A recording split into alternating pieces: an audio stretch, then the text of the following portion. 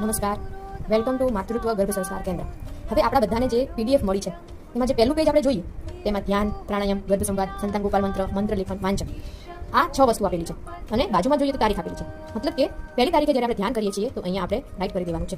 એવી જ રીતના આપણે વાંચન સુધી અને પછી જેવું જ આપણે પેજ પાછળ ફેરવશું ત્યાં પણ પહેલી તારીખની અંદર બૌદ્ધિક રમત, હનુમાન ચાલીસા, સંતાન ડાયરી લેખન, અભિમન્યુ ગર્ભરક્ષા મંત્ર અને કેટલી એક્ટિવિટી આજે આપણે કરી. તો આ 10 એક્ટિવિટીમાંથી મેં આજે કેટલી એક્ટિવિટી કરી છે? 8 એક્ટિવિટી, 9 એક્ટિવિટી, 10 એક્ટિવિટી અથવા 0, એ આપણે અહીંયા રોજ ટીક કરી અને મહિનાનું જે એક્ટિવિટી ચાર્ટ શીટ છે એ ફોટો પાડી અને મને મોકલવાની છે.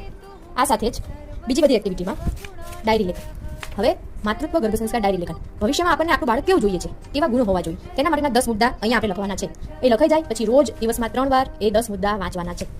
પાછળ મંત્ર લેખન કરવાનું છે. રોજ 51 વાર અથવા 21 વાર જે પણ મંત્ર, જય શ્રી કૃષ્ણ, જય શ્રી રામ, ઓમ નમઃ શિવાય, કોઈ માતાજીનું નામ, જય સ્વામિનારાયણ, જે પણ તમને યોગ્ય લાગે એ દેવી દેવતાઓ એના આપણે 51 વાર અથવા 21 વાર મંત્ર લેખન કરવાનું છે. પછી આવે છે ત્રિકાળ સંધ્યા.